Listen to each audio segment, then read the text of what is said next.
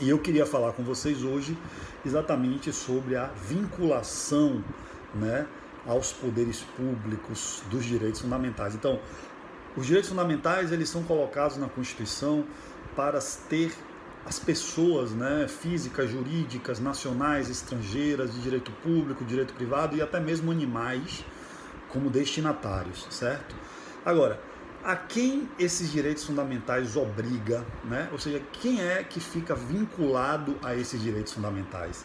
Bem, nós já vimos que existe a eficácia horizontal e existe a eficácia vertical dos direitos fundamentais, não é isso? Então, da eficácia vertical seria a sociedade e o Estado, né? Por isso que é eficácia vertical, tá certo? Da eficácia horizontal, né, nós temos o cidadão e cidadão, ou seja, dentro do plano da sociedade. Então, fica claro dessa perspectiva de eficácia que os direitos fundamentais eles vão vincular tanto o Estado quanto o próprio cidadão.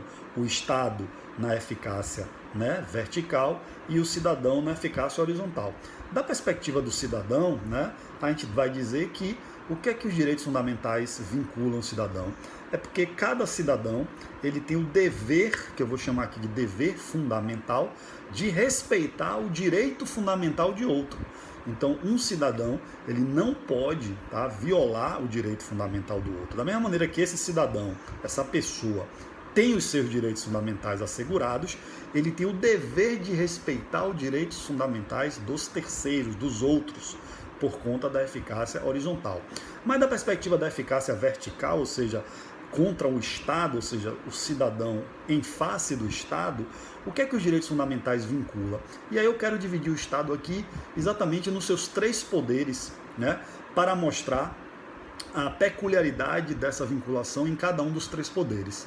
Do perspectiva do legislativo, eu queria chamar a atenção para duas coisas, ou seja, duas consequências, né, que os direitos fundamentais trazem como limitação para o legislativo. A primeira dela, talvez a mais conhecida de todas, que são as cláusulas pétreas, ou seja, existem alguns assuntos e os direitos fundamentais, um deles, em que o legislativo não pode atuar contra esses direitos fundamentais.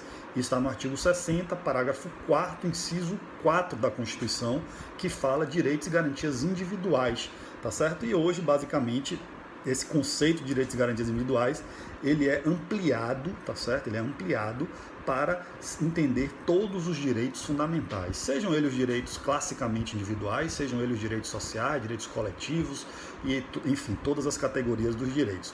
Então, o poder legislativo, ele está vinculado, ou seja, ele está limitado pela existência dos direitos fundamentais a partir das cláusulas pétreas. Então, o legislativo não pode fazer nem emendas constitucionais, ou seja, nem mudar o texto da Constituição que violem, que quando essa mudança vier a violar, né, os direitos fundamentais, tá certo? Então esse é um exemplo.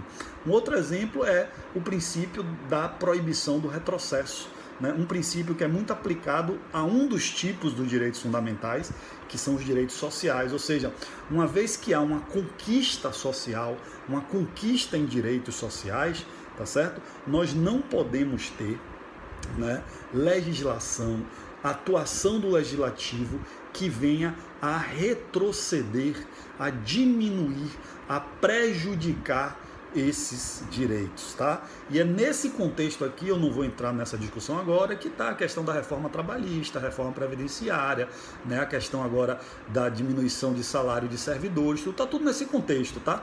Eu não quero dar se está certo, se está errado, eu não vou entrar na análise de cada uma dessas situações, mas existe esse princípio da proibição do retrocesso, e esse princípio é um grande limitador, principalmente do legislativo, mas também do executivo, tá?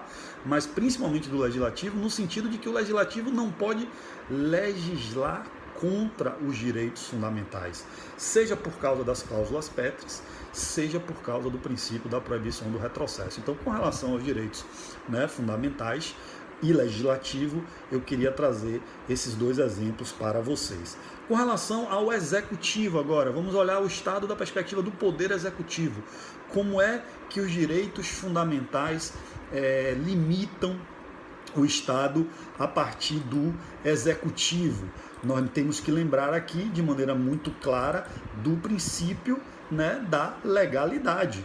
Então, a administração pública, né, que é o executivo em sua essência, a parte da máquina administrativa, a parte que vai limitar, né, ou melhor, executar, administrar a coisa pública. Então, o poder executivo, o grande exemplo aqui que eu teria para trazer para vocês sobre limitadores, né, como é que o executivo está limitado pelos direitos fundamentais, é o princípio da legalidade, ou seja, a ideia de que ele só pode fazer aquilo que a lei, que o ordenamento jurídico manda ele fazer, certo? Então, o poder executivo, ele está limitado, né? Ou seja, ele não pode atuar contra os direitos fundamentais. Um dos motivos, né, talvez o motivo macro, vamos dizer assim, é o chamado princípio da legalidade, que alguns autores hoje chamam de princípio da juridicidade, né, uma legalidade um pouco mais ampliada, que tem a ver mais aí com respeito aos princípios, respeito ao ordenamento jurídico, respeito, né, a não aquela coisa positivista de respeito à lei pura e simplesmente, tá? Então o princípio da legalidade vai impor que a administração pública só faz aquilo que a lei manda ela fazer. E se ela só faz aquilo que a lei manda ela fazer, significa dizer que ela tem que agir de acordo com o ordenamento jurídico e principalmente com o ordenamento jurídico constitucional.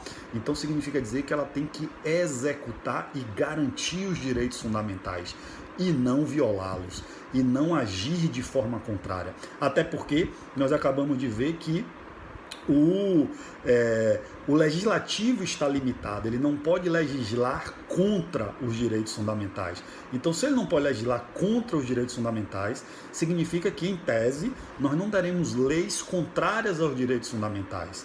E aí, se o executivo tem que seguir a lei, ele vai estar sempre seguindo uma lei que está a favor dos direitos fundamentais. Por quê? Porque o legislativo já não vai fazer leis contra aos direitos fundamentais. Claro, gente, isso aqui eu estou analisando a perspectiva teórica da coisa, tá?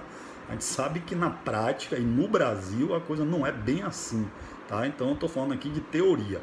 Um outro princípio que a gente pode chamar aqui para a nossa conversa é o princípio da segurança jurídica, ou seja, o poder público, o executivo, ele só pode agir em respeito à segurança jurídica.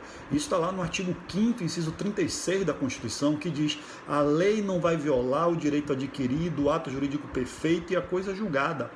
Ora, se a lei não vai violar estas coisas, a lei não vai violar o direito adquirido, o ato jurídico perfeito e a coisa julgada, e o executivo, por força do princípio da legalidade, vai seguir a lei, então significa que ele também não violará essas coisas. Ele também não terá autorização legal para violar o direito adquirido, o ato jurídico perfeito e a coisa julgada.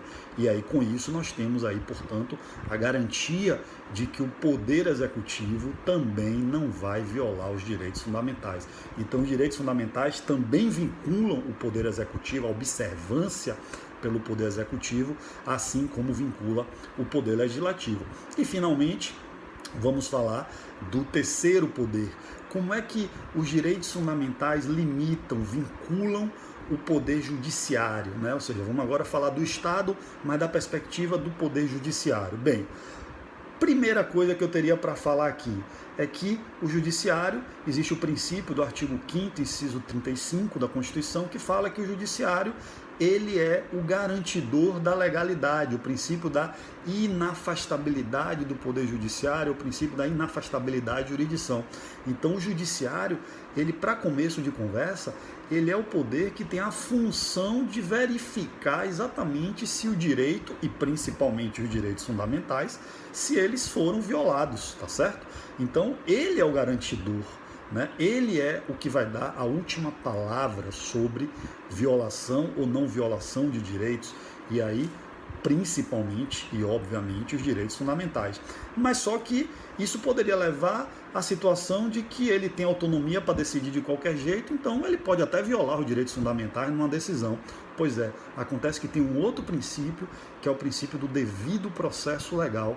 Então o judiciário, ele é o garantidor? É, mas ele não vai fazer isso da maneira que ele acha que quer fazer. Existem as leis processuais, existe o princípio do devido processo legal, existe a obrigatoriedade de garantir a ampla defesa e o contraditório, existe os princípios do juiz natural, existe o princípio da proibição, né, do tribunal de exceção, existem as competências que são distribuídas para exatamente que o Poder Judiciário possa ser, observe, como a coisa é um ciclo. O Judiciário é o garantidor dos direitos fundamentais, porque ele é que vai avaliar em última instância se há ou não violação de qualquer direito, tá? Mas os direitos fundamentais especialmente. Só que o judiciário não faz isso livre, por quê? Porque ele precisa fazer isso dentro das regras estabelecidas pela Constituição, respeitando os direitos fundamentais, à ampla defesa, ao contraditório, ao devido processo legal e respeitando as leis processuais, tá certo? Então, com isso, você percebe que todo o Estado, através dos seus três poderes básicos, executivo, legislativo e judiciário, ele está limitado também pelos direitos fundamentais e pelas regras do ordenamento jurídico a respeitar essa categoria tão importante que é a categoria dos direitos fundamentais.